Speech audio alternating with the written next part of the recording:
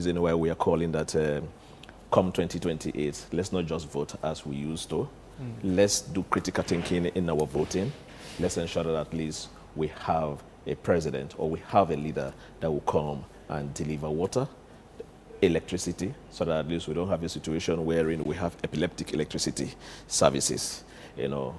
And we want a situation wherein we can have one school in every village, because sometimes people misunderstand affordability and accessibility. You know, you can provide me school, but if it is far off and it takes me miles to access that school, is as well don't provide it. So it's a difference between affordability. So that is why we are calling that we need to have schools in every village. And also we are calling for health. Let's vote someone who will come and provide us at least basic standard health facility in each of our district as such.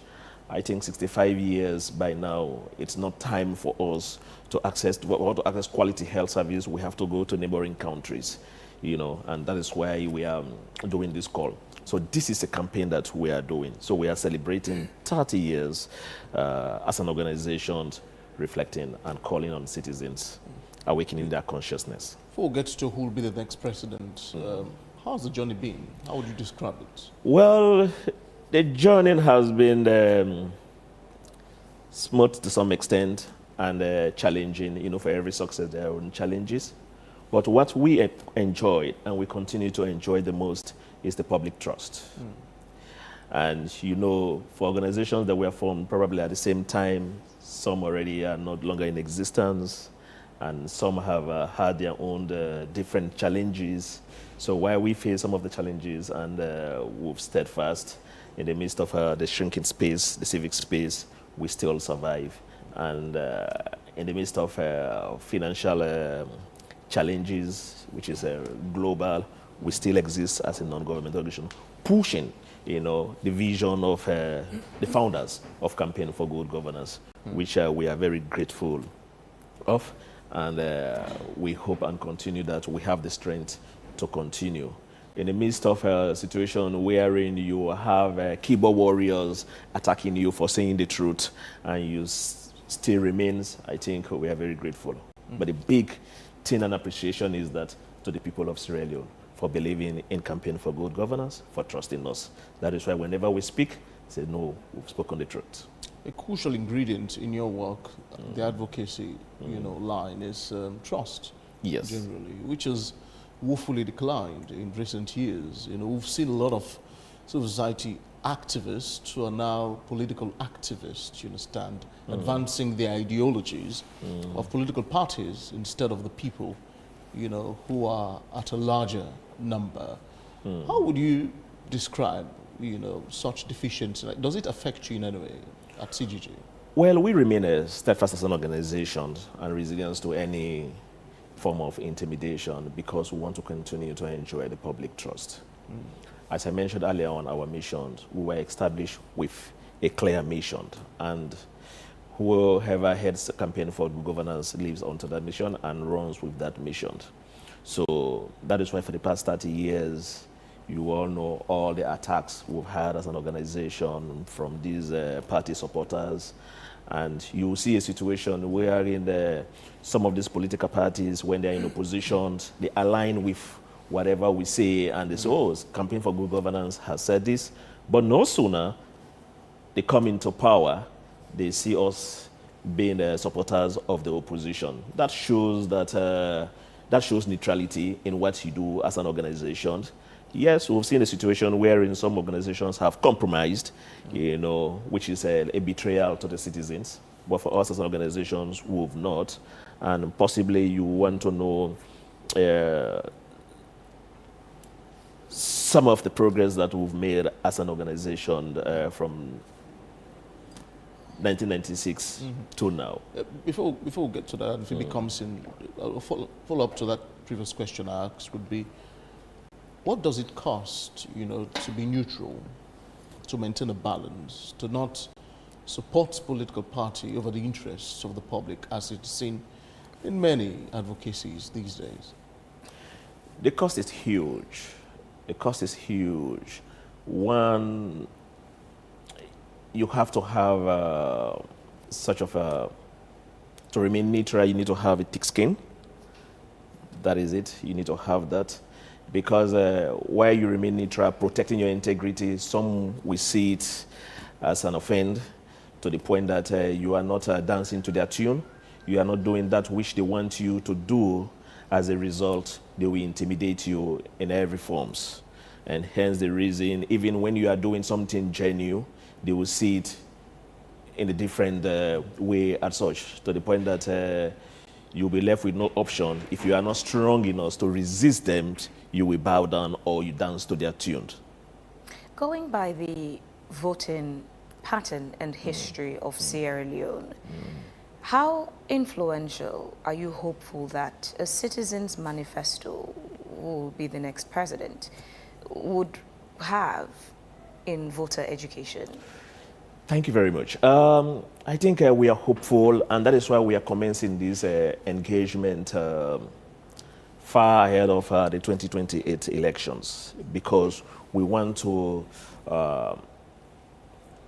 inculcate critical thinking in the minds of the citizens. That is very, very critical. I think this is what this is one of the challenges we are having in terms of critical thinking. We want citizens to think critically and then vote for the right person.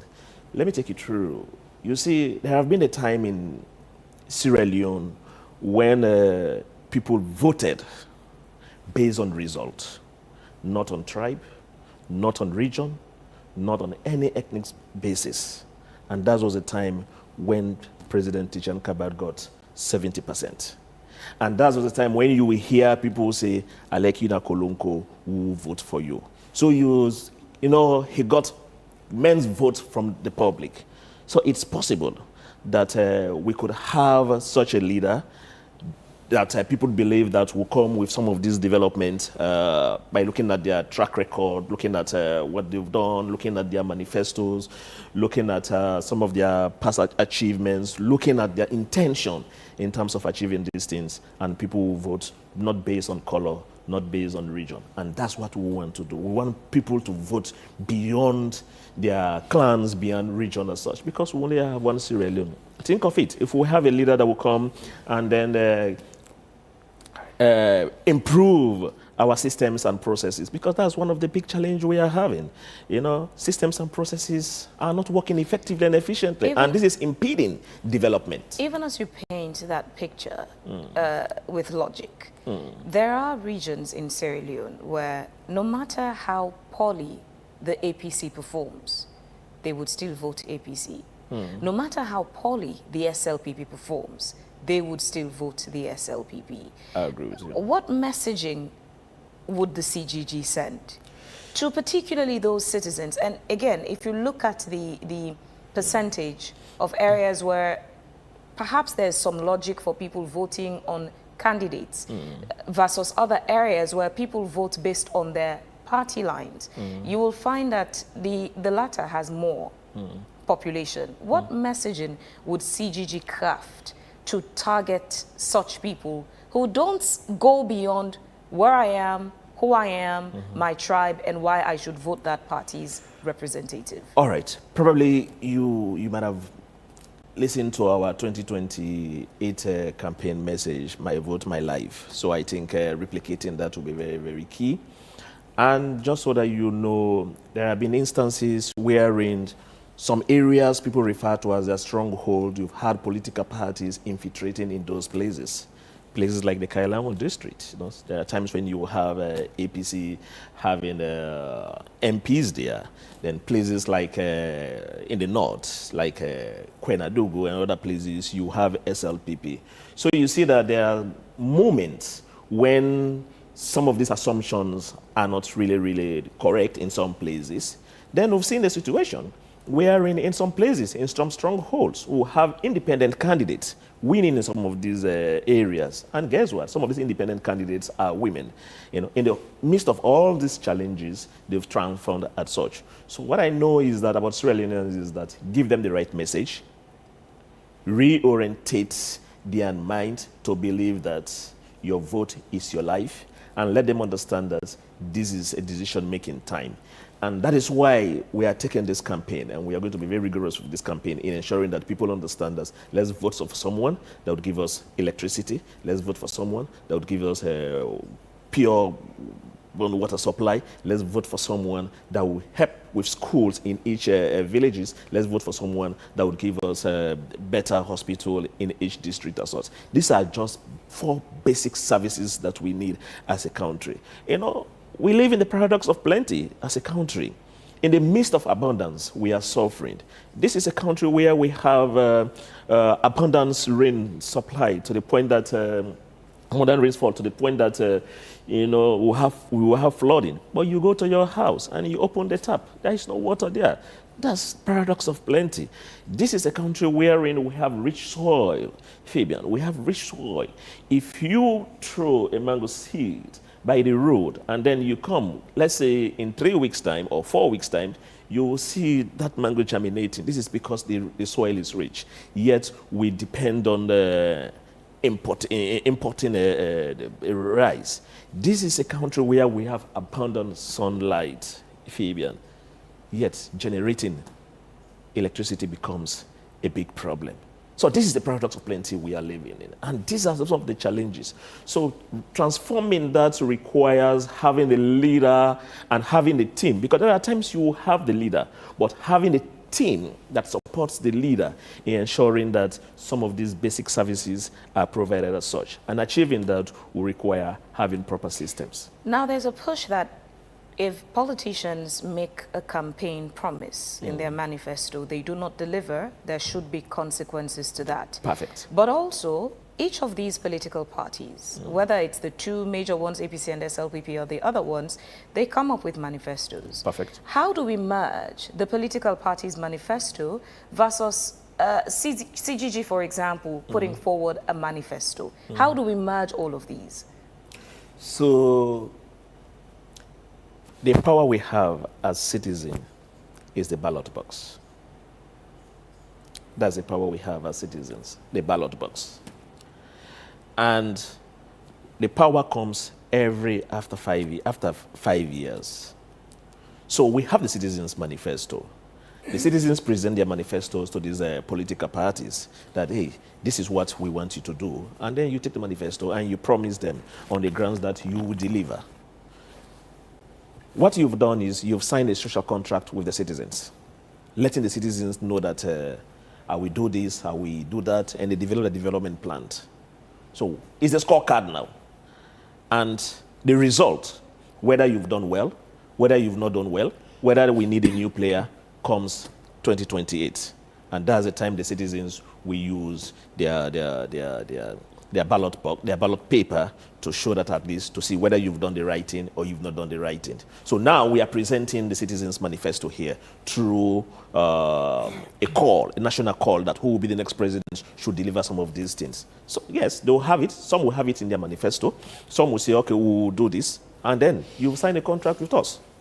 What remains now is that 3031 awaits you to see whether you've been promoted to another class or you've not been promoted to another class. So that's the power we have as citizens. And this is what we want to tell the citizens. So now to do a critical thinking, 2023 to 2028, what has been the performance? What has been the work? Are you pleased with the performance? Are you satisfied with the performance? Now here's the ballot box. Make your decision, whether you are pleased or whether you are not pleased as such. With the level of sycophants in Sierra Leone exhibited by some people, whether professionals, on social media, mainstream media, on and off, where you would see that leaders elected would underperform in some areas, and you would still see people who would come to their defense, regardless of the fact that, take for example, fuel. Yes. Everyone who goes to buy fuel would buy at the same cost, regardless of your political party. Sure. Electricity, when it's supplied in the area, it doesn't pick households by which party you support. But in the midst of these common problems, you will still find those amongst in society who would jump to the rescue of these people.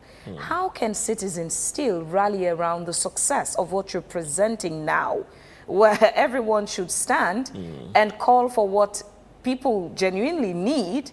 How can we come together as a country and unify around this proposal? What I know about Sierra Leone is that, yes, some division might exist, but when the need arises to speak with one voice, it comes.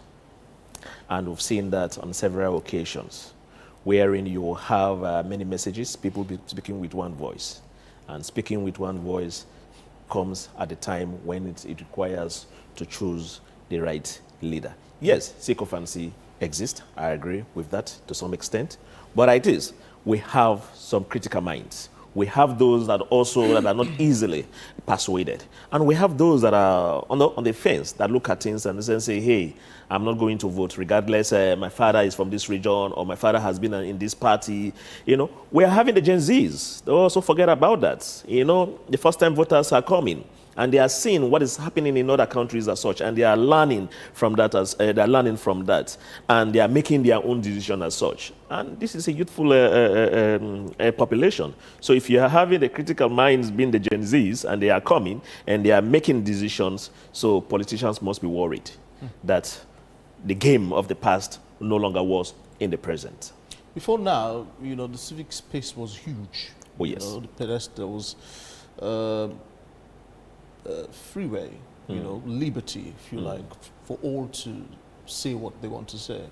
We had singers like Daddy Sarge, who would massage the landscape, you know, send most of the satires through songs, you know, and it would echo throughout the country. And there was Emerson as well, on the other hand, singing all of these satiric, you know, lyrics, so that people could make informed decisions. In fact, most often we had civil society organizations paying these artists, you know, coalescing with them to hammer home these messages. But now it becomes harder each year, you know, because most of even these artists are backing out of satiric singing, you know, going into other genres, as we've seen over time. It's one thing to tell someone to vote their conscience, to vote for a hospital, to vote for electricity, you know, to vote for good roads, vote for a sprawling economy. But it's another thing for them to actually do it. And what we've seen over time is that people voting based on their tribe, the towns or villages they're coming from, familial or genetic affiliations. You know, the country has been grossly gerrymandered. Now you don't just, when people even speak these days, they see your tribe before they listen to the content of what you're saying. Since it's become so hard for advocacy, you know, to thrive, and the artists who are making things easy for us are backing down now, how do we get the message to the people? So that tribe is not all. Yes, I agree with you. We enjoyed a free civic space the most under Pakaba. I would say that everywhere. Definitely. I would say that everywhere. We enjoyed it the most under Pakaba when he was president. That's the time you hear, when I left them, made them sing, once they're not gonna bush. I am bringing these things for people to really do a comparative analysis. You know, I have brought two things here.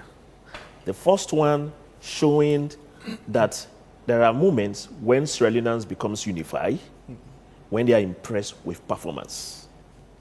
And that's the time you will hear people say, Alekina Kolonko, will you vote for you? Because, you know, these politicians were doing everything to sneer the name of Pakaba. And you had the citizens saying, no matter what, we are going to vote for you because you brought peace.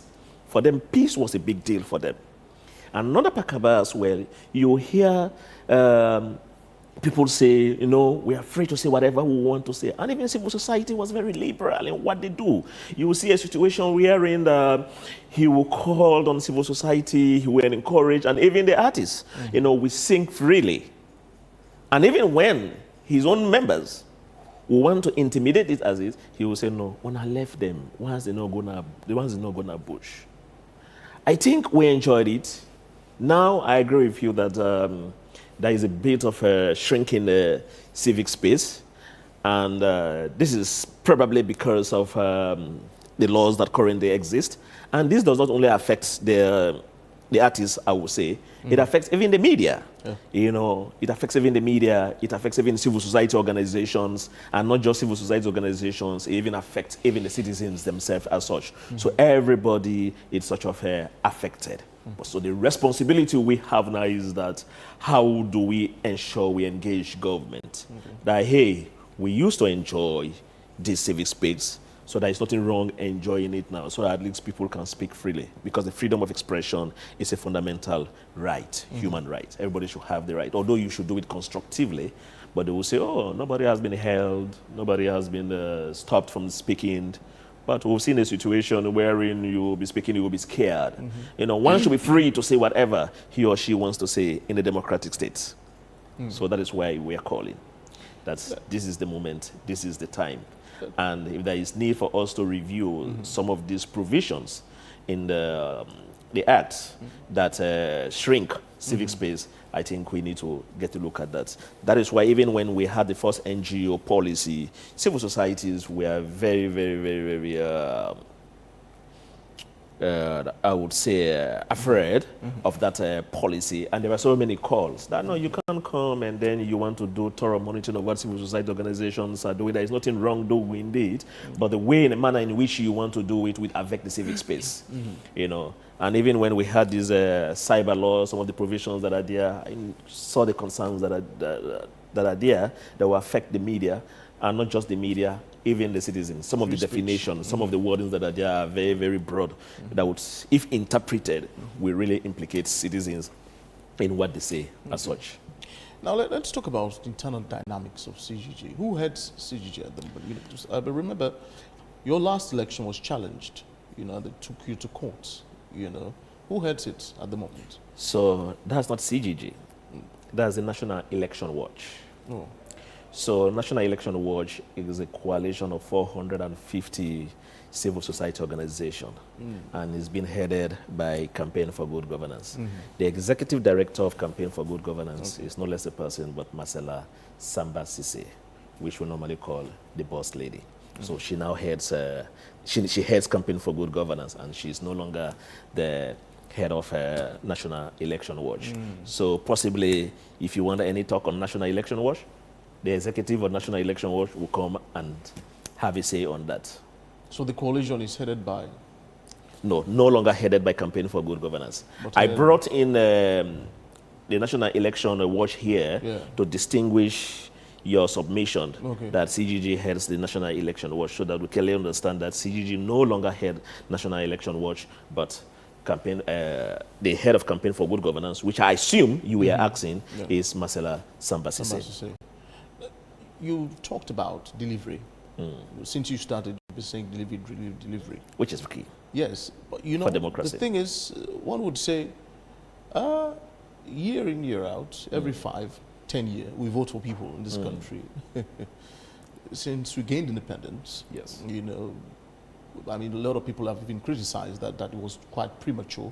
I've read a lot of books where, you know, they've challenged even the authority of, you know, Magai then, you know, to have actually, you know, taken power from the British, you know. But give and take, we are here, and we've been voting eternally since independence.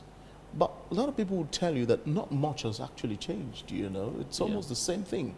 It's like, you know, winnowing things, you know, using an old bottle, scobbing it till it becomes new, you know, but the same substance is inside, you know, for the last time is the same thing that is being used now. Not one party, I mean every party. Both, in fact, APC and SLP that have ruled Sierra Leone since independence. A lot of people have their criticism against these parties. It's true. But what I want to understand is that if these people are not changing, if we keep getting the same leaders, I mean, a book I read previously about elections in Africa told me that, you know, in Africa we'll get leaders who are like the people. Yes. The people get it. The people get a leader they deserve. Yes, they're more like offsprings or cheap from the people whom they rule. You know, but what I want to understand is the role of civil society here. I mean, we have coalitions in this country, not only us, several coalitions. You know, civil society organizations have come together across even districts. Just I think 2 days ago, I heard about the Moyamba Civil Society, you know, organization that was actually challenging government about the fuel, you know, reduction, calling it small, infinitesimal, and they need to do more. But there are several civil society organizations in the country. But the problem is these people won't change. The same leaders we elect now will be the ones that will be elected in the next 15, 20 years. What's wrong? So two things. Development has to be intentional. Intentional by the politicians. It has to be intentional by the citizens. We've had two broad documents in this country. Vision 2025 that elapsed last year. So what I was expecting as a country was to retrospect, do a reflection. We've had this vision 2025. What has happened? What are some of the challenges? Did we implement this? There were brilliant ideas and we are there. Then in 2012, we have the Sierra Leone National Transformation and Development Plan that ran for quite some time. And in that development plan, we had implementation plan, short, medium, and long-term plan. What has happened with that plan? You would have to be As a country, development plan now. exactly. As a country, have we reflected on that? This is a country wherein you have all of this long-term plan, 30 years plan, but each time we have a new government coming in, they come with their own development plan, ignoring what has existed. So even if we have a new government come 2028, they will also come. So we are playing with our plans as such, which is very, very critical, which is very, very bad when it comes to tracking development. So that is why we are calling that as a country, there is nothing wrong legislating our development plan. We could have a national conference again as a country. We develop a 40, 50 years development plan. And that development plan is legislated, and whoever comes into governance must follow that plan. If you say you want to do the segment of the plan, all you will need to do is that you look at it and see which component of that plan you are going to develop as such. That's what we need. That's what other countries have done as such. They have a long-term development plan, and when you come, you make sure you follow, you contribute. So as a citizen, we can easily track that. Probably you want to know about the Truth and Reconciliation Commission. That's another, I call it another development plan as such, that really captures what has worked, what existed before the war, what existed during the war, and what existed after the war as such. And again, with recommendations. So how do we infuse all of this and do a thorough track of that? Well, as a country, we have to legislate our development plan.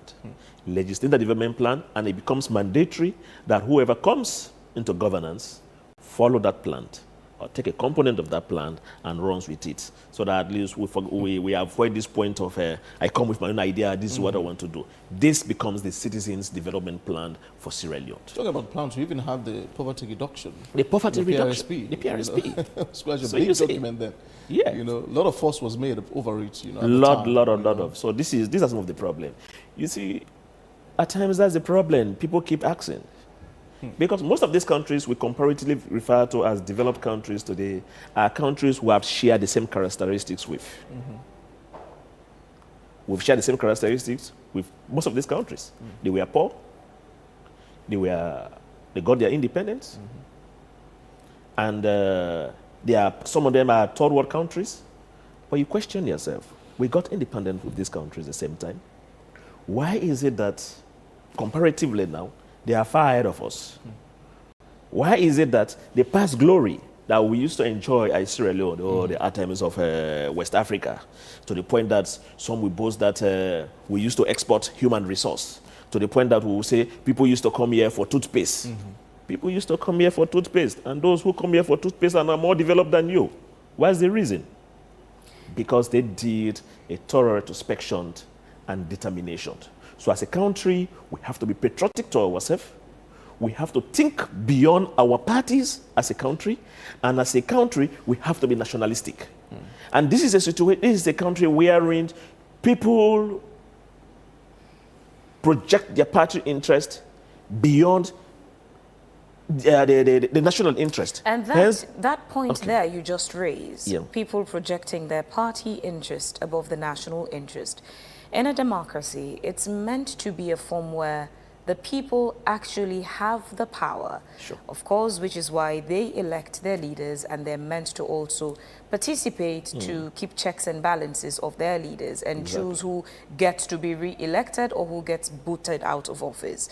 But being that that is not our current reality, how do we come back to right the wrongs, as opposed to just accepting that this is our problem, getting hope that things can get better, but where do we start to get things better? All these documents, these papers you've mentioned, it did cost the state a lot of manpower, human resource, a lot of financial cost as well.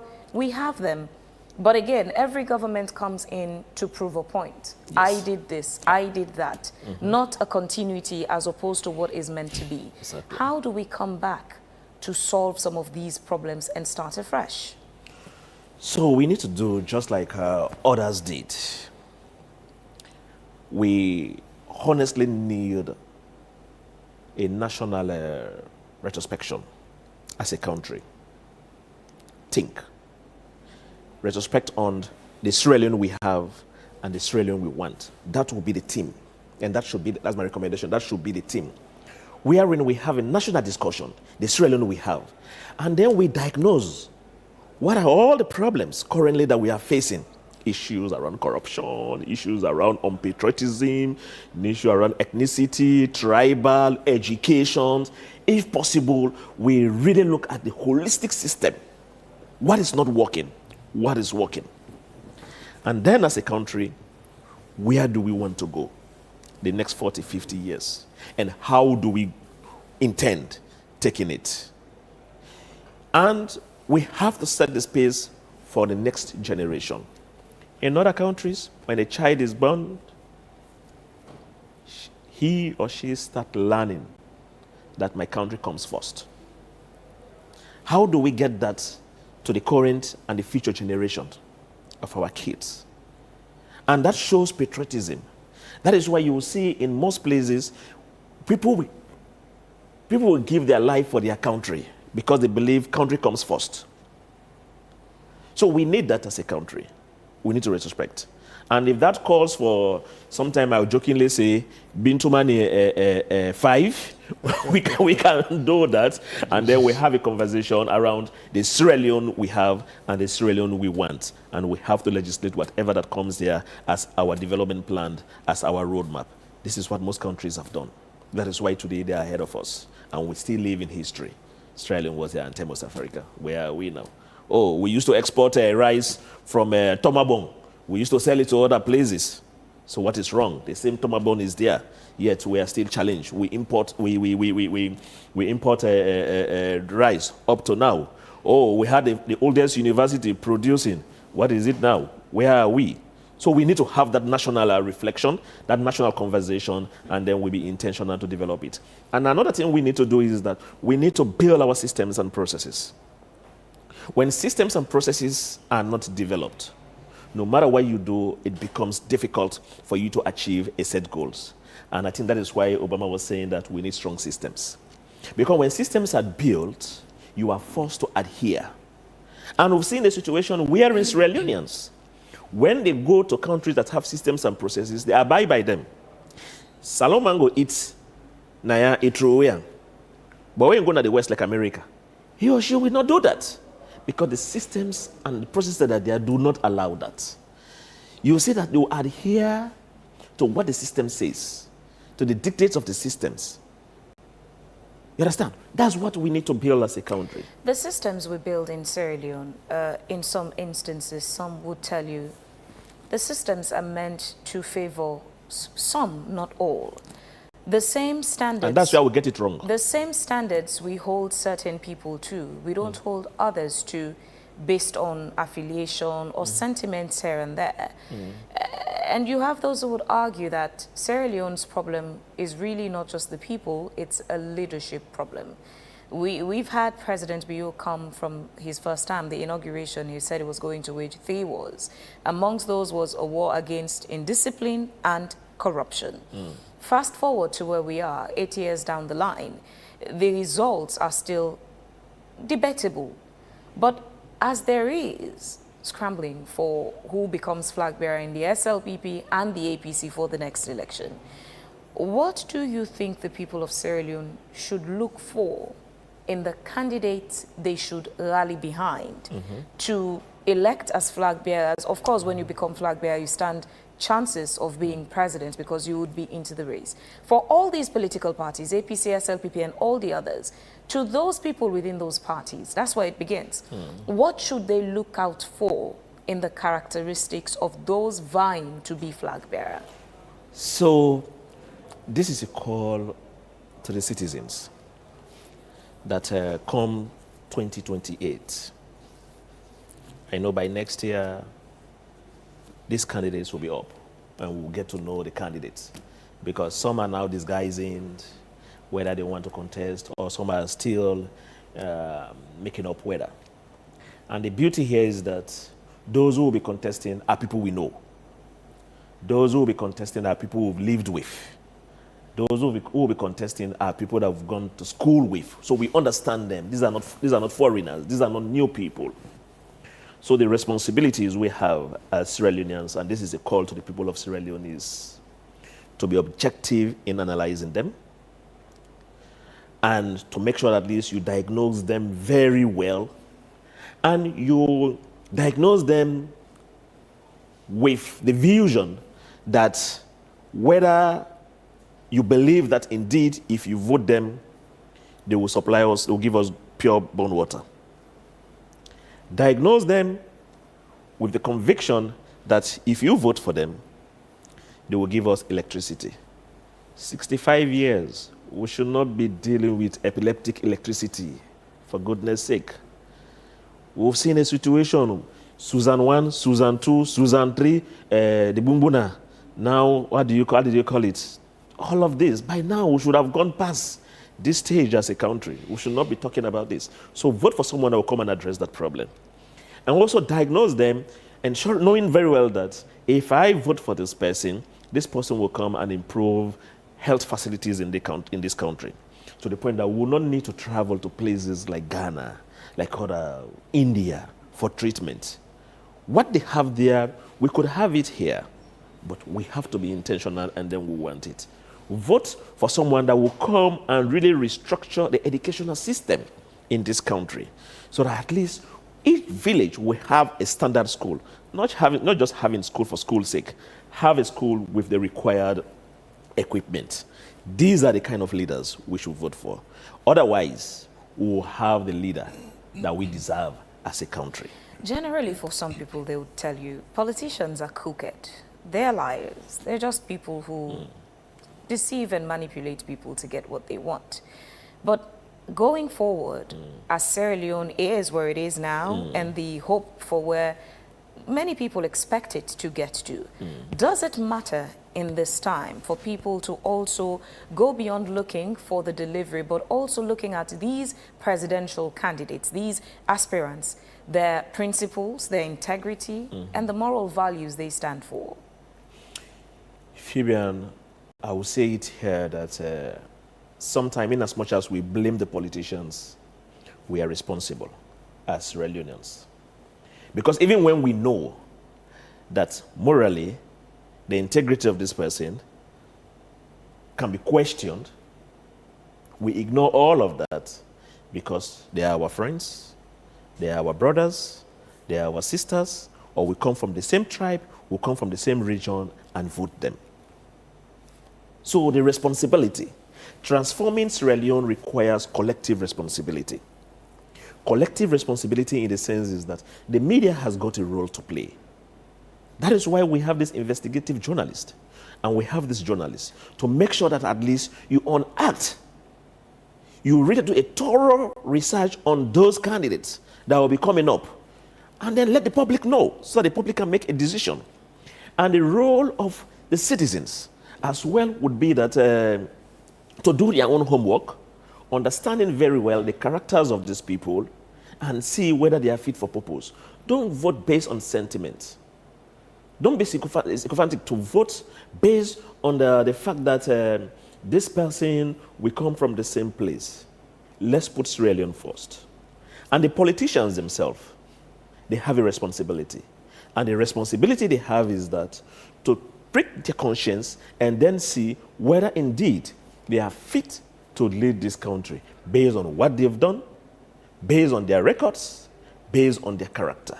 So the development of Sierra Leone requires collective effort. We are all responsible. If we are Sierra Leoneans today, we are all responsible because we vote for these leaders, knowing very well their character. But now we have another opportunity. 2028 is coming.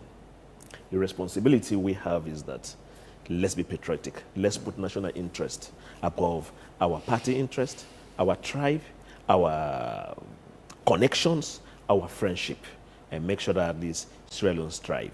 We are 65 years. See where we are. Is this a Sierra Leone we've been yearning for? Is this a Sierra Leone we want after 65 years again? The answer is no. So we can only get it right through the ballot box by ensuring that we vote for the right leader and for the right president come 2028. The 2028 elections are nigh. Let's look ahead. The tripartite has given birth to the Electoral Amendment Act, now tabled in Parliament. What are you looking forward to in that document? So we are working on the constitutional review process as an organization that's campaigning for good governance. And with that document, it's an old one, almost 30 years now. There would have been no need changing it if everything was okay. But it would be interesting to know that there are so many discriminatory clauses in that constitution. So this is an opportunity.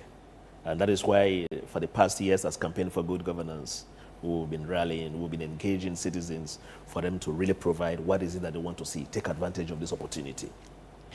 And what is critical here is that if we miss this opportunity now, it will take us another 30 or more years before ever that document is reviewed.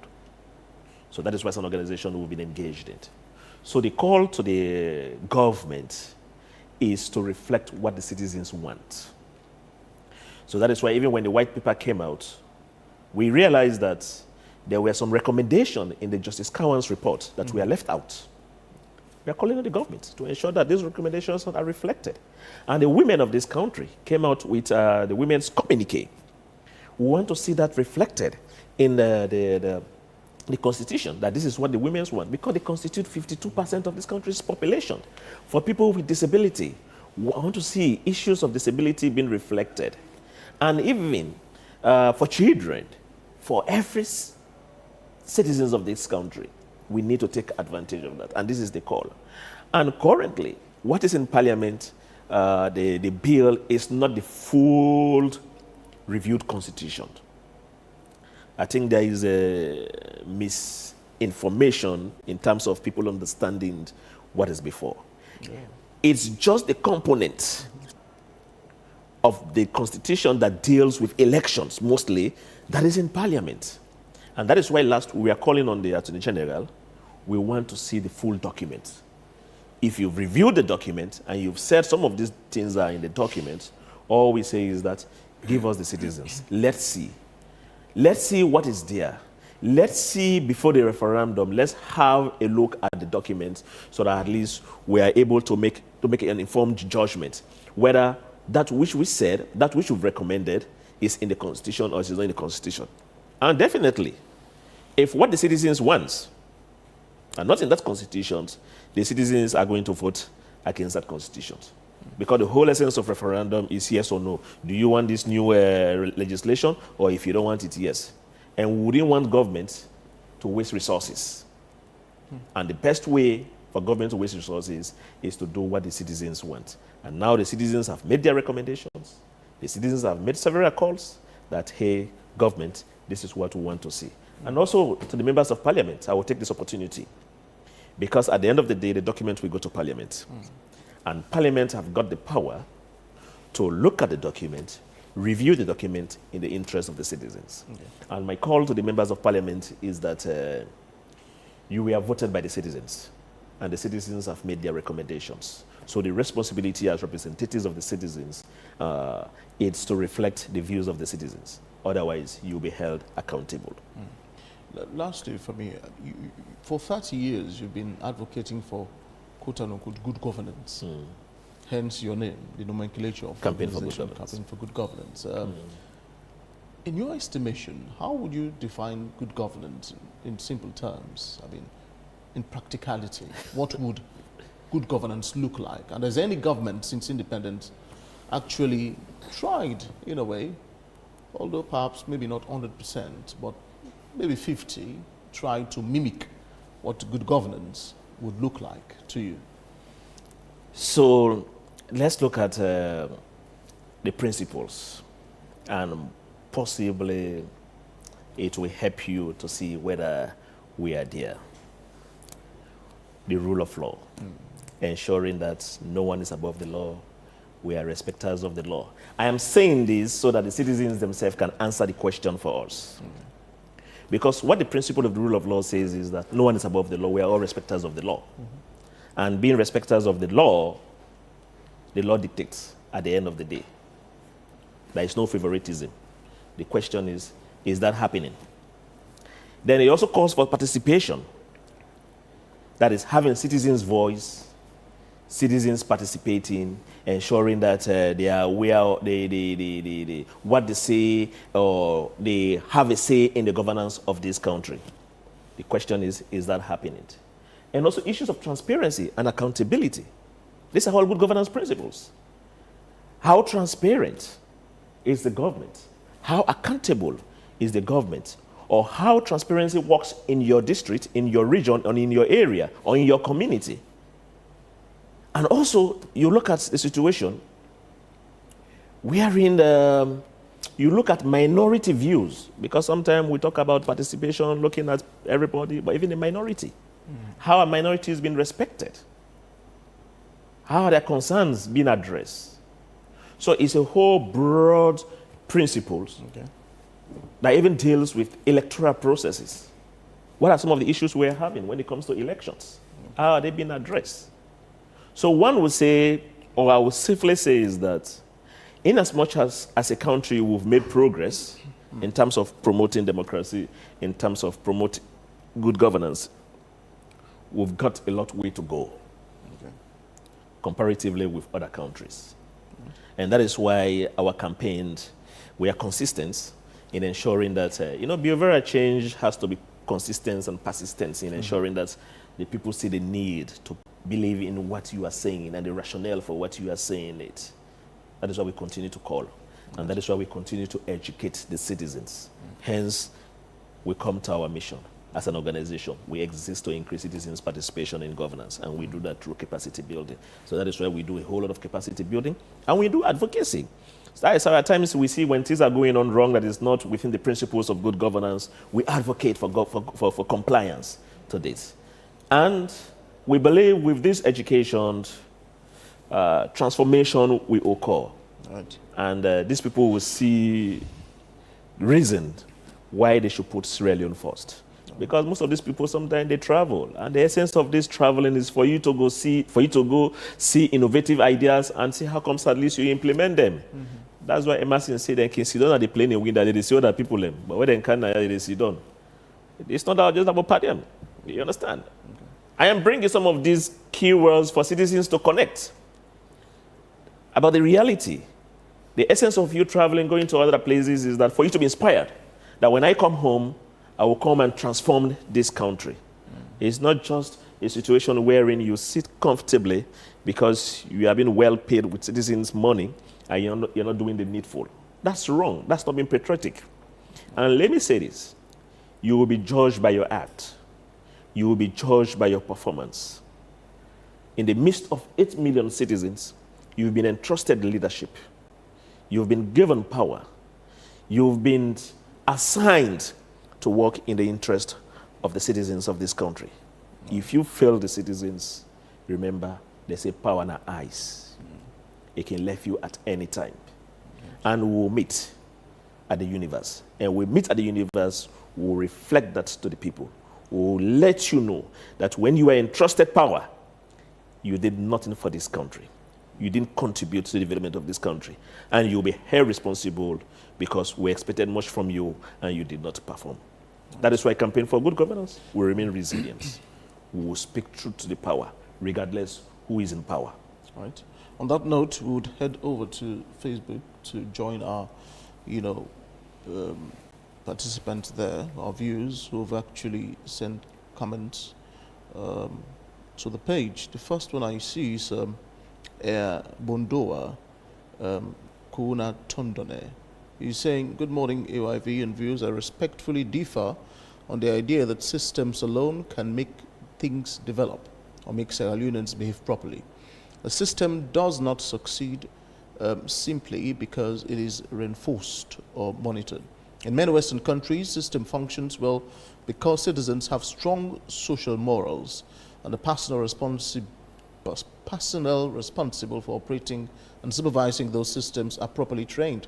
Most importantly, there are fair and consistent consequences when individuals fail to follow procedures. Without fairness, discipline, and professionalism, no system, no matter how well designed, will work. As we say in Sierra Leone, quote, a fence cannot protect a house if the people inside refuse to close the door, end of quote. Systems need both structure and responsible behavior to succeed. Ambassador Paul Oman Pikin says national cohesion feels incredibly fragile right now.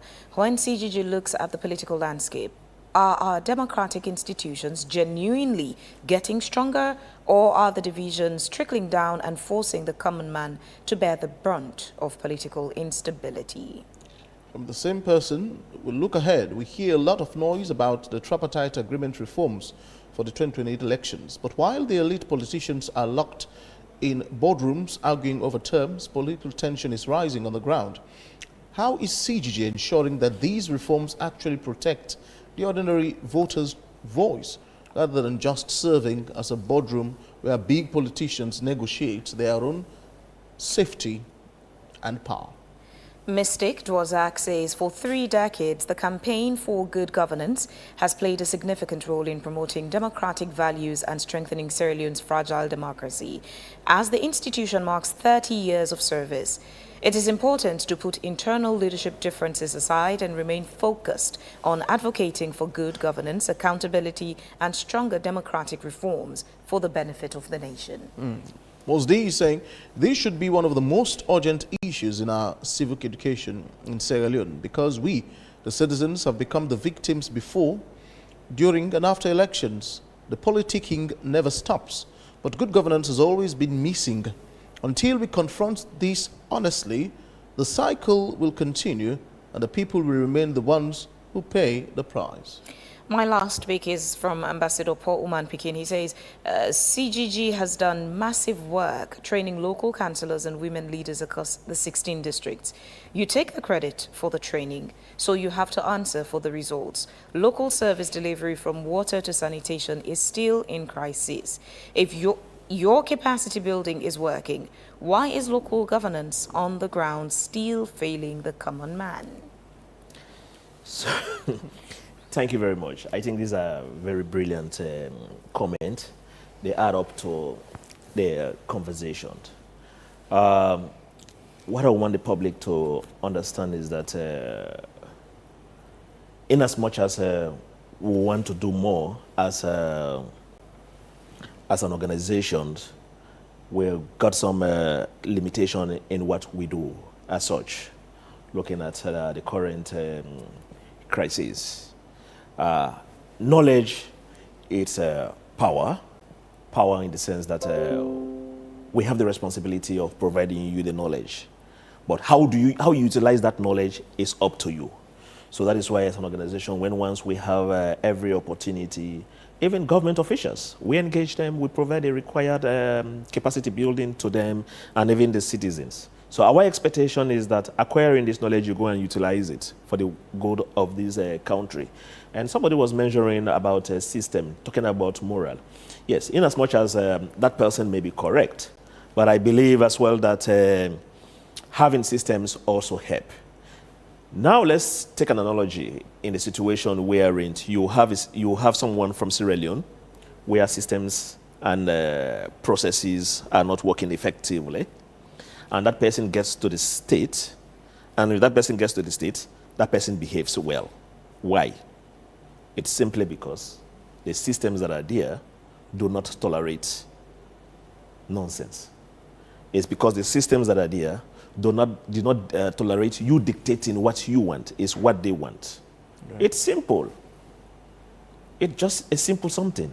It's about compliance. The whole thing about systems is ensuring compliance. And the responsibility we have as citizens is to comply to some of these systems. If we do that, I think we will be fine. We will be fine as a nation, and we will be fine as a country. Right. So that is why we keep calling, and that is why we keep engaging. We can do our best. And the responsibility we have as an organization is to provide you knowledge, just as we are discussing on TV, just we are engaging as engaging in our respective communities, just as we do our press releases, we come out with recommendations. The responsibility is up to the actors we engage to act. And if they don't, we consistently do it until they do it. But right. We cannot walk beyond our powers. Kendema, it was a pleasure speaking with you this morning indeed. Thank you so much for coming. Thank you very much. This is Wake Up Leone here on AYV Television and Radio. Next up, we'll be having a conversation about asset declaration as the Anti-Corruption Commission is giving warning to public servants to comply with the process, saying it's going now beyond just reminding them to enforcing. Please stay with us as we go on a quick break. We would be right back. See you soon. More and more people are using Wakeup SIM Copper Plus in their everyday lives. Did you hear that? She just transferred money for her daughter's school fees. And this man just paid for some products. Ah, Mr. Abu, are you sending money to your wife again? Yes, Wakeup SIM Copper. Ah. Yes, like having money in my pocket. Ah, excellent. Thank you.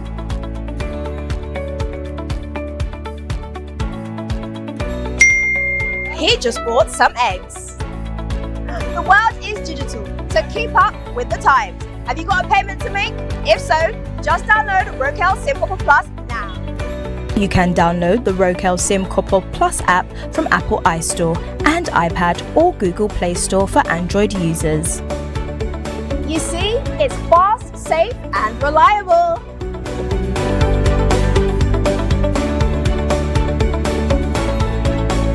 Sorry, car, go see some business partners. You didn't give me memory, Michael. Can if I can say you give me this car people in not to in Andy.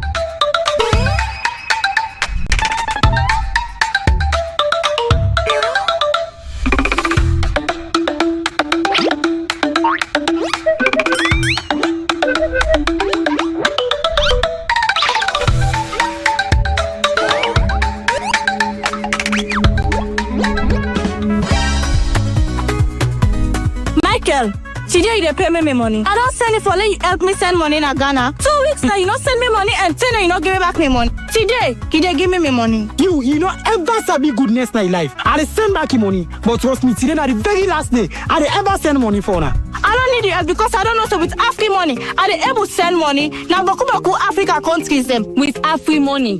We dey able send money to over 10 African countries, whether it's Ghana, Gambia, Liberia or Kenya. If me party be know this, we not for the party grammar right now. Okay, una go regret. Una go regret. The best part right now, Michael, with African money, you dey able send money even if you not use app, even if you know the online directly. All you need for do is just a dial *161#. Pam, your money don't go. So I don't need the help again. Thief man. Thank you. Send money to over 10 African countries instantly with AfriMoney. No stress, no excuses. Just dial.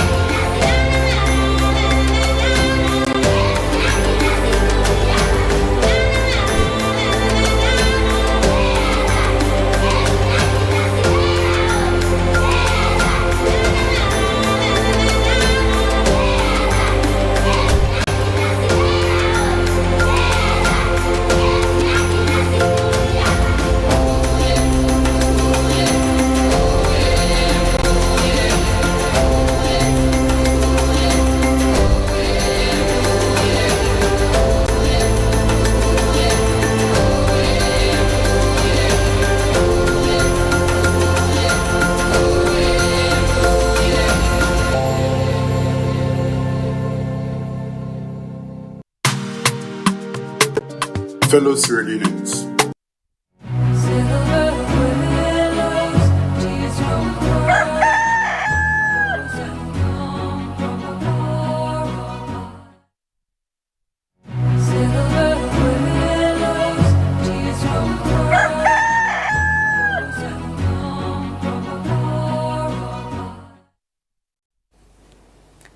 Right, welcome back. This is Wake Up Sierra Leone here on AYV television and radio.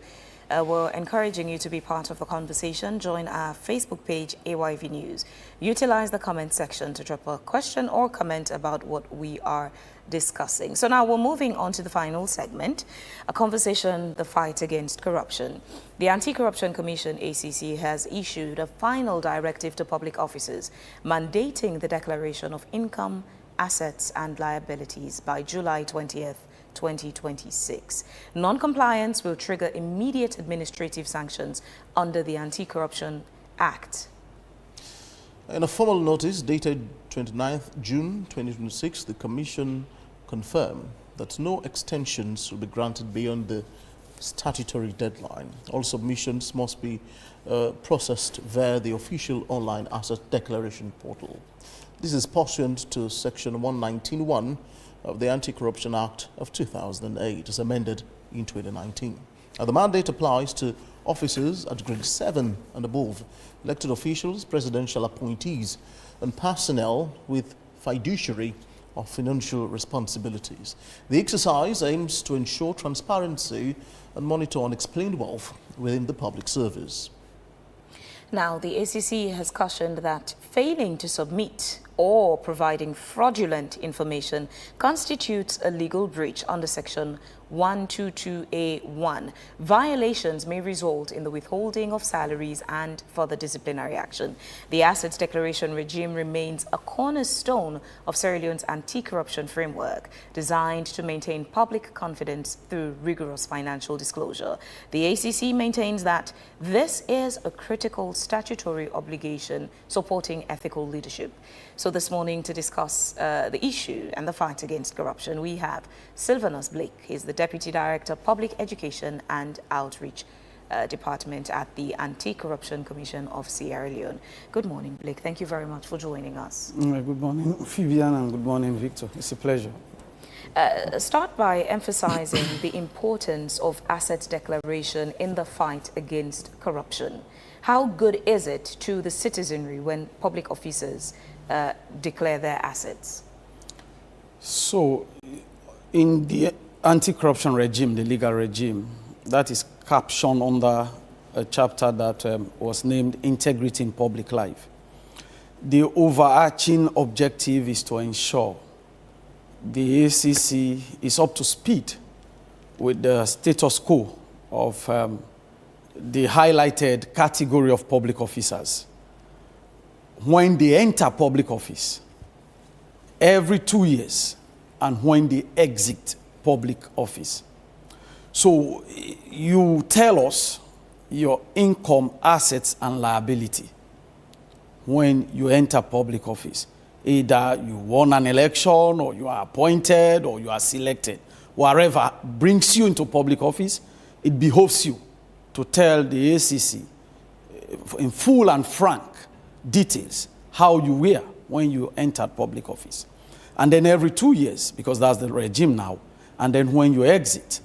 So you realize that this gives the ACC an opportunity to have a dossier on all public officers in the highlighted category, and to do real-time lifestyle audit, lifestyle check, and when the need arises, to visit this archive and then be able to do the permutations as to what has been happening to public officers who are manned with the affairs of managing us and the meager state resources. That's the duty.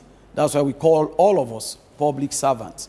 So when it works, when an asset disclosure regime works properly, it provides a further layer of security and a further layer of confidence in institutions like us and all who are interested in the fight against corruption to be able to check Because the human being is so fluid.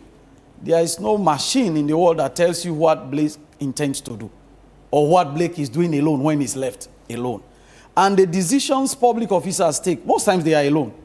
When they sign these approvals, they are alone. So you can't have an SEC officer standing on top of the Minister of Finance, for example, when he's approving every payment. It's impossible. Let's even say we want to do that. It's impossible. You may need almost one SEC officer attached to every public officer to man-mark, and it doesn't pay. It's not possible. So this is a safeguard, and it can work, and when it works, it helps. So when this works, it helps to track those with unexplained wealth, those who come and suddenly there's a dramatic or drastic amassment of wealth. But that being the goal, what documents are they expected to submit? What nature of documents? Is it enough for one to just say, I own 6 houses? What nature of documents are they to submit? So, to start with, it's a solemn declaration. It's sworn. And when you solemnly declare and then you lie, of course, even outside the face of the court, is an offense. And then secondly, in the Anti-Corruption Act, there are offenses like misleading the commission and then failure to declare your asset. So for all public officers in the required category, this is why our team at the department will go every 2 years to do refresher sensitization on, 1, the importance of this, 2, the requirements to be truthful, full and frank, and then 3, the possible consequences of concealment of any vital information. With that premise, so you are going to sit in whatever space of yours. That's why it's now 100% online. You can do it 2 a.m., you can do it 4 a.m., you can do it 12 midday. And from any part of the world, you can, as long as you're a public officer. When you log in, your own form is created, and the code to that is sent to your phone number, and then you access the form. It's self-explanatory. For example, on your biodata, you are going to tell the state your name, where you work, the position you are holding. Sorry, let me redirect you again, Blake. I'm asking the nature of documents you submit. People will tell you, I have 6 houses. Again, there's been a lot of public education on asset declaration and the purpose of asset declaration. As everywhere across the world, you would not always expect that people would carry themselves as upright citizens and uphold the law. Hence, there's the police and there's courts in every country, because people would flout at some point or the other.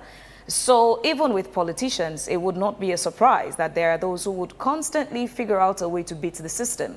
So they understand that the purpose is to track their wealth. So nobody comes into office a pauper and then you leave a billionaire through corruption. But they understand this as well. So it's easy for one to come and say, I own 20 houses. It's asset declaration you're declaring. So in future, if you're able through corruption to achieve all those things, there's an explanation. So it comes to what nature of documents. Is it enough to just say, I own 6 houses? Or should you attach evidence of those 6 houses? What documents are they supposed to submit to support the asset declaration? So you are not attaching any extra appendage to the form, but the form provides for verification. So you tell us who owns the property, the name of the registered owner, if it is a house, whose name the document or the property is registered in, who is now the current owner. Maybe you got it by inheritance, but the owner is Sylvanus Blake Sr. He built the house, I got it by inheritance. The year you got it, and the means through which you got it, and the face value today of that property. So you are listing everything in the form. When it comes to movable assets, immovable assets, you are listing everything. The owner, the source, its location, its face value, how you got it. If you said, I built a house, you are going to tell us the source. Your salary, your business, you could state how you built the house. You won a lottery, you tell us. That information is what we will now use. But they're not requested or required to submit the paperwork. For example, the of those- conveyance and... Yes. No. So then how do you verify? Good. Because if, again, people who tend to be criminals, I they agree. become smart. Very. That's why laws are reviewed as Yes. time goes on. Yes. That's why those who are detectives, they have to think like criminals, because they're always thinking of ways to beat the system. If I come as a public servant and tell the ACC I have 20 houses, only because in anticipation I'm thinking that by the time I leave that position, I would have stolen enough money to own 20 houses. So in advance, I've told you I own 20 houses, when in reality, I only own 2. How does the ACC verify that the asset declaration is factual and not a means of sort of backing their stories for to a point when they would have stolen enough to say, I had declared 20 houses, these are the 20 houses. How do you verify? So the moment you conclude a declaration, like you have told us, this is true to the best of my knowledge, it is taken to be true. And then the next stage, that is why now is biannual. We are taking 2026 to declare. July, end of 20th is the deadline. After that, we now go into verification. The commission does verify.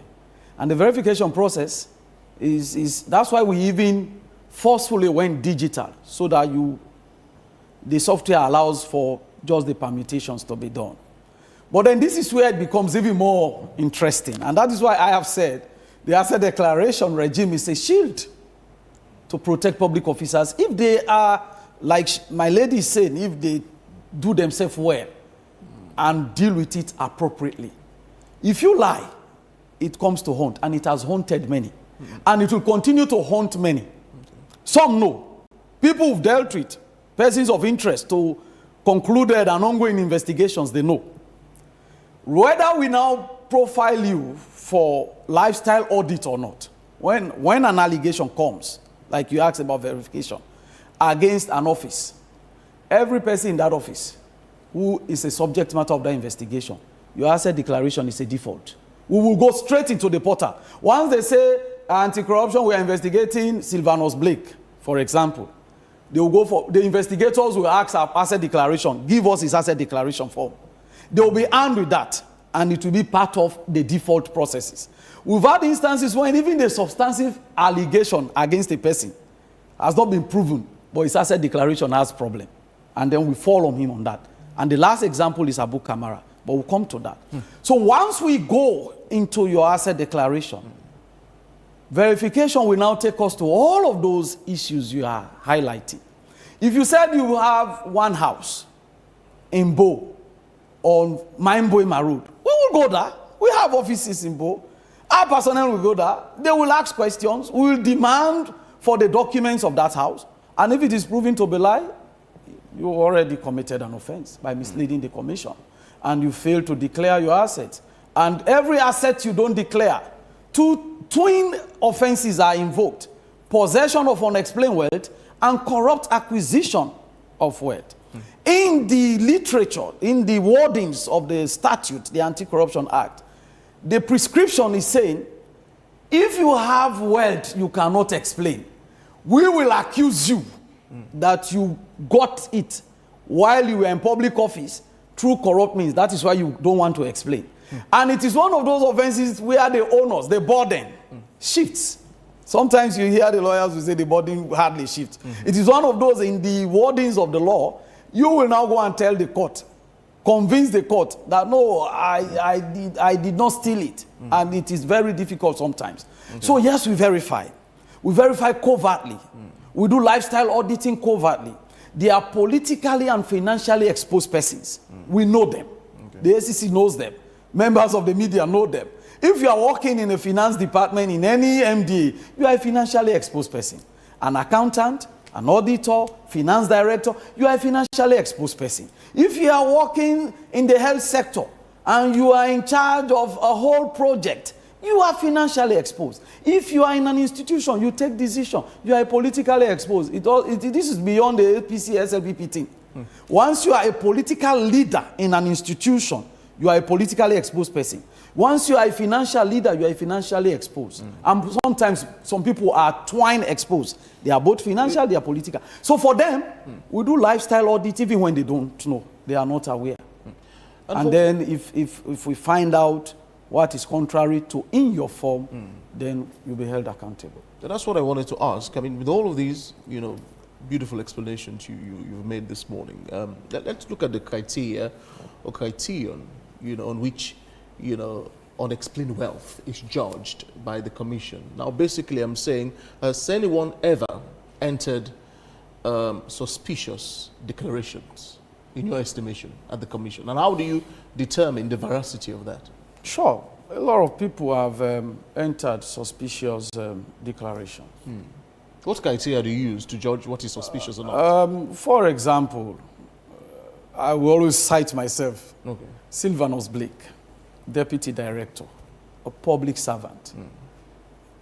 Members of the public do not know my exact salary, but nobody expects me to be paid 50,000 a month. Nobody expects me to own a skyscraper in Freetown, to be driving a Lamborghini, to be going to nightclubs every week, splashing cash all over the place. I'm a servant of the people. So the suspicions begin from lifestyle, the way people carry themselves. And I tell you one thing, wealth is contagious, or riches, because wealth is a bit more concrete and it is gotten many times legit. Yeah. But when people acquire riches, it is contagious. Because they don't sweat to earn it, they are not cracking their brain, they just fill one fake document there, call one contractor, intimidate people, your account is swelling. They don't manage it properly. A thief is a fool. They will have 5 cars, even when they just need one small car. They will be building 5 houses, even when they just need one house. They will be going for vacation every weekend, not even on their leave. Every weekend, you see them Dubai, see them China, you see them Singapore. They become philanthropists even when they are satanic and they are killing others. They will go to these communities, give all manner of goodness and do things. And that's why we have FIA here. And that's why the ACC has a very good association with a formal relationship with FIA and many other anti-graft outfits. So when your lifestyle attracts suspicion, sometimes people on your programs, if you watch your live programs, I am one of those who is almost on the comment sections. Seldom I do talk. But all those comments people are making, it points to your lifestyle. And intelligence outfit can feed from those comments. This man is building 4 houses there. It becomes a red flag. And those are catalogued. And that is why we go out sometimes covertly to verify. So we do suspect based on what you've written. On the converse, if I'm a director and I fill a form and I say, I don't owe anything at all. Landed property, 0. I did not even inherit anything from my father. Movable property, 0. Immovable property, 0. That is a suspicious declaration, sir. Because you look at people and imagine, Blake cannot tell me that he doesn't at least have a land. So even when you don't have, it's suspicious. It doesn't. A suspicion is not a straightforward allegation. It just begs the question, but why? And we want to answer those questions.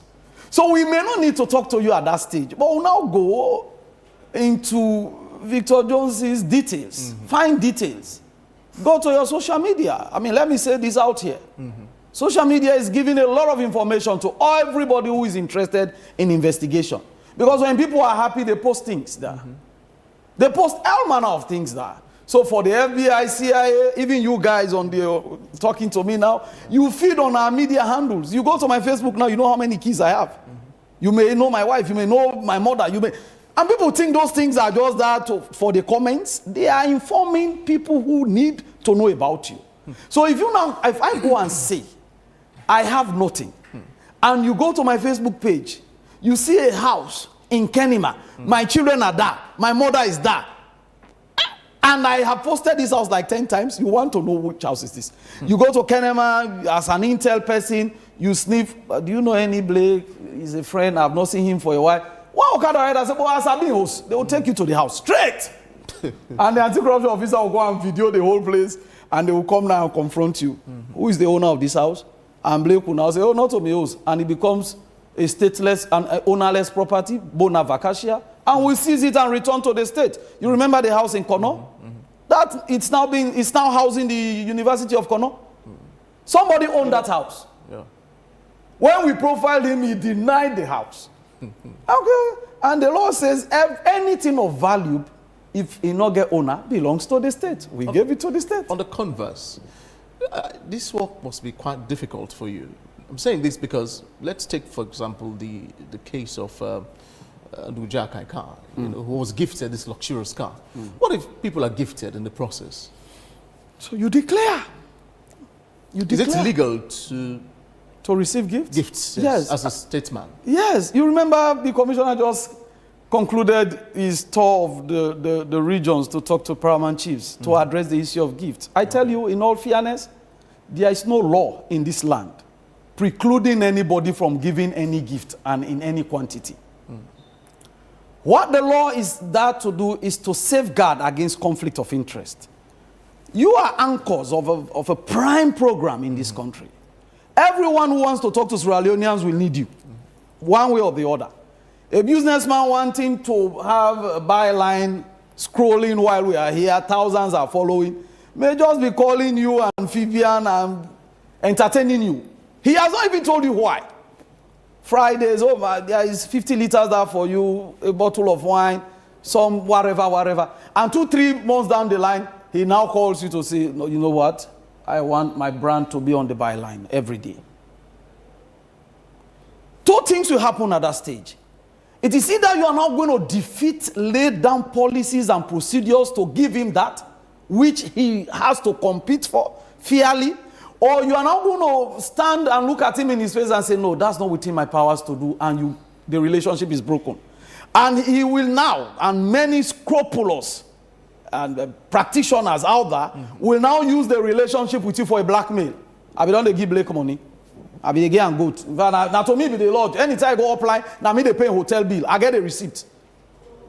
And it will be difficult to defend yourself against that. Once you come to defend, I say, boy, you don't need my money. So that is why the law is there. Section 52 is clear how to deal with gifts. You give me a gift, I decline a gift register. I'm not coming to give the gift to Ambassador Navo or to Mr. Fofana, who is a consultant here now. No. I will tell management that Victor Jones gifted me a Rolex watch on the 2nd of July while I was there. And he has been a friend for this period of time. So if Victor wakes up tomorrow morning and goes to the media and says, I bribed him with a Rolex watch so that all the media adverts from ACC should come to AYV, and he took the money and that man has no integrity, I can say no. The day you gave me the gift, it was on this occasion, we've been a friend together, I even declared it in the gift register, and in 2026, I stated it in my asset declaration. So it does also protect the person declaring. In fact, that is what it does more. So, but that is in the case of people who have integrity. Honestly. On the flip side, you have those who would find a way to go past the system. And there are many. Now, there are also people who allegedly acquire the wealth, but they're not putting it under their names. Yeah. With the assets, they use names of relatives as the owners on paper.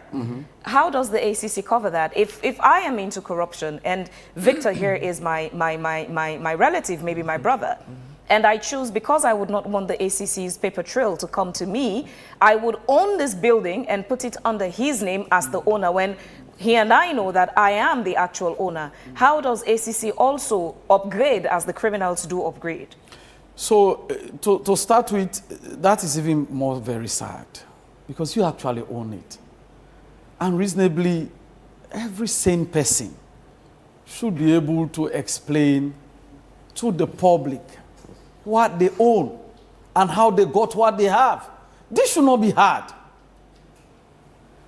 That is what they call laundering. It has been happening. It is not a today's problem. People have been laundering wealth, ill-gotten wealth, through other relatives. And when they are busted, you know what happens? You will come to declare, like you've cleverly stated, that this one is owned by Victor Jones.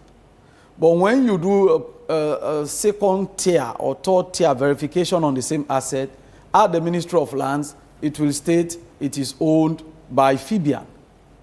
At housing, it will be registered in Fibian's name. But at ACC, it is registered in the name of another person or declared in the name of another person. It becomes a subject matter of a corruption. Proceed.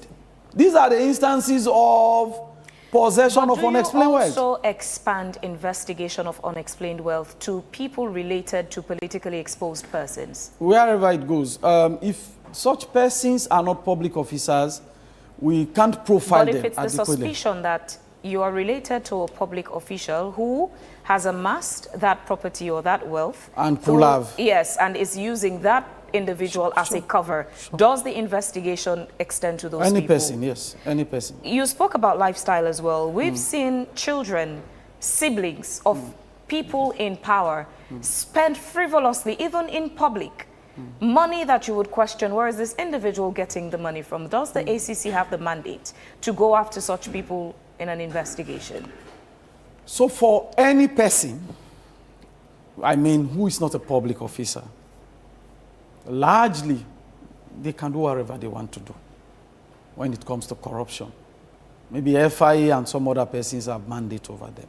But where we have an allegation that this any person or these any persons, what they are flaunting, what they are parading, what they are exhibiting, is a proceed gotten from corruption, we can go after them.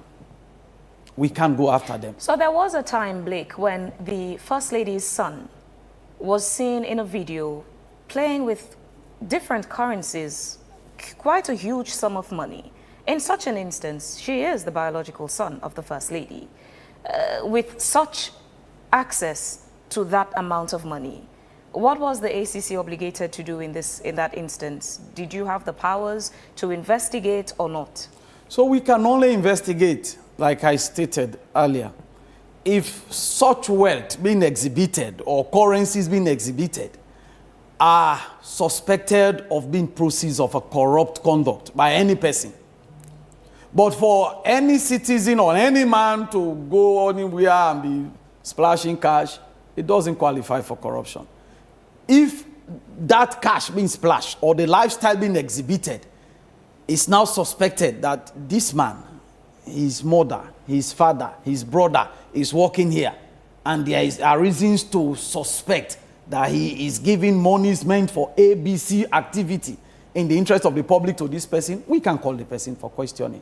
So in that instant, thankfully, we have not had any investigation that has said there is suspected corruption around the person of the First Lady.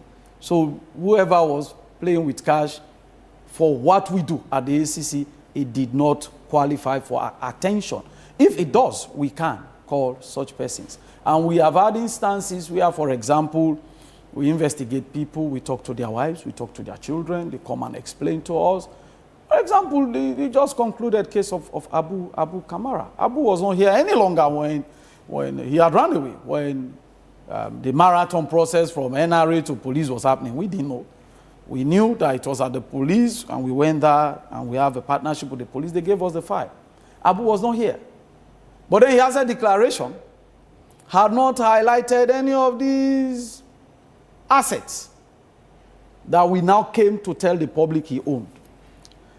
We now checked his salary and his income, and everything he said we are coming to him, and they were not equal to the fleet of houses and businesses.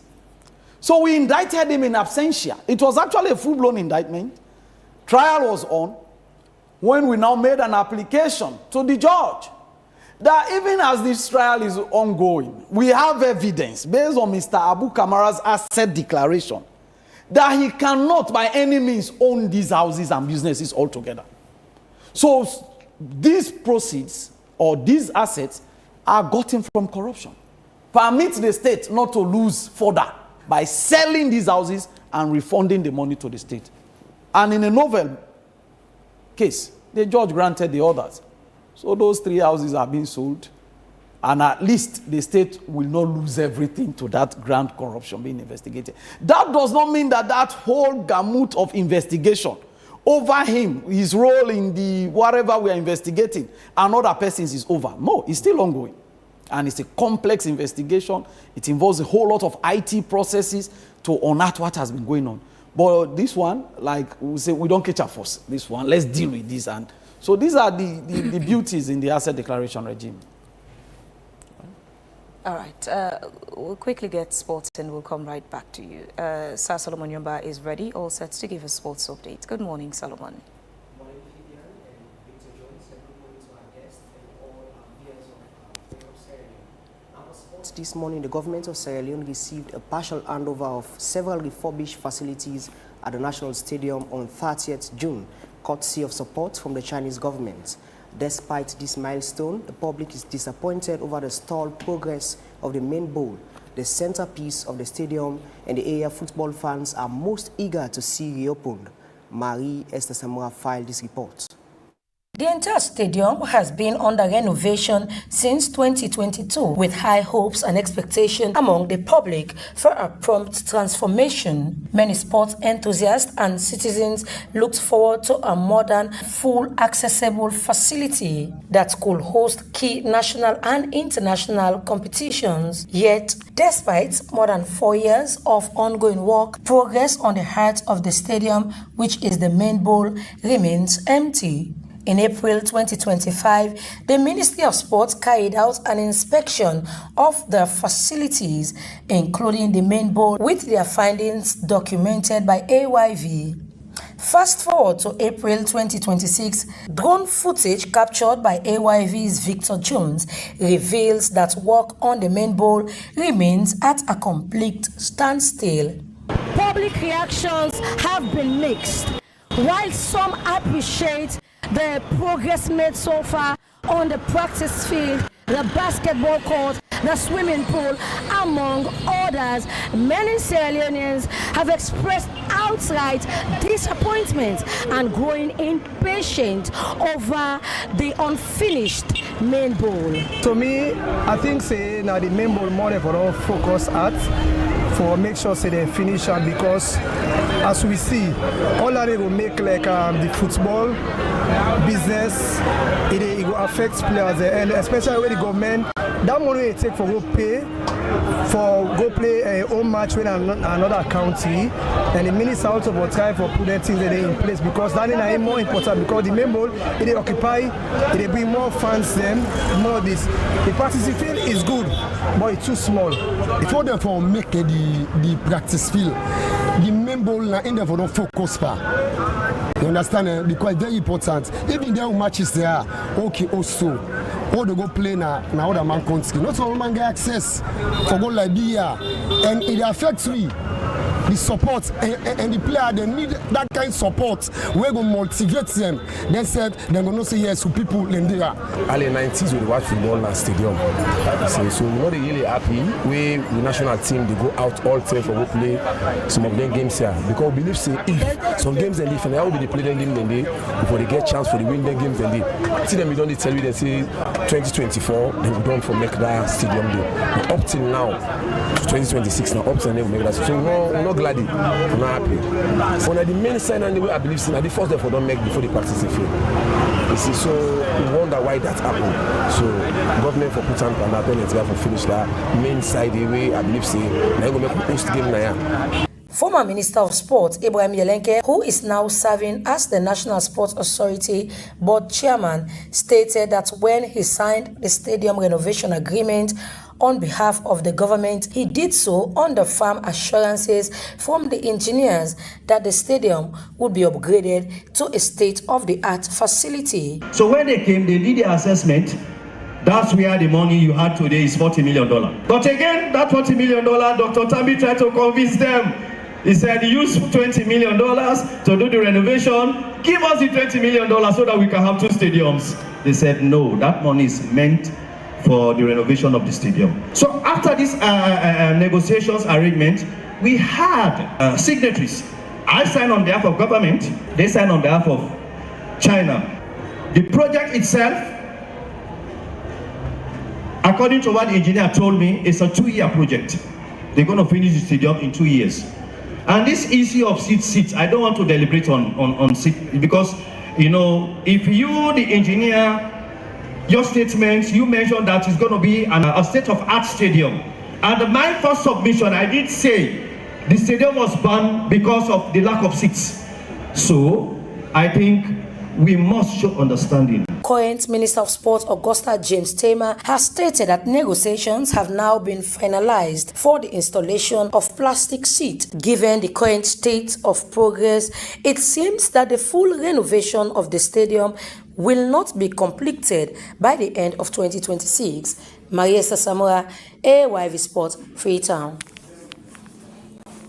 Now, Belgium stunned Senegal 3-2 in Seattle, staging one of the World Cup's greatest comebacks in history, as Romelu Lukaku, substitute, scored the late winner, and Yuri Tielemans in the late penalty kick, which led to the elimination of Senegal in the round of 32 and setting Belgium to the round of 16. And Belgium will face USA in the next round. That's all for sports this morning on Wake Up Sierra Leone. Over to you, Fabian and Victor Jones. Many thanks indeed, Solomon. Silvanos, briefly, what's the deadline for submission? So it's 20th of this month, and the commissioner has said there will be no further extension. It should have ended 31st of March. Okay. By statute, it's 1st January to 31st every 2 years. But because we are upgrading the online portal, it's now more easier. 17 minutes, you can do it. If you actually have your bio information with you, 17 minutes, you can do it. Your Android phone and any other gadget you have. What's the repercussion for failure? It begins with administrative actions, sanctions, to wit, suspension of your salary within 1 month. So by August, end of August, we will get to that stage where defaulters will be stopped from having access to their salaries. Their PIN codes will be suspended. If it leads to 3 months maximum, we will submit those names to HRMO for them to be dismissed or terminated. Thank you very much, Sylvanus Blake, for your time with us this morning. It's a pleasure always. This is where we'll end today's edition. And I want to say many thanks indeed to our sponsors, Wakeup Commercial Bank, for their support to the program, and to our valued audiences across the world. We appreciate your time and gestures always. My name's Victor Jones. And I am Fabian. Thanks for staying with us today. Have a lovely day. Take care and bye for now.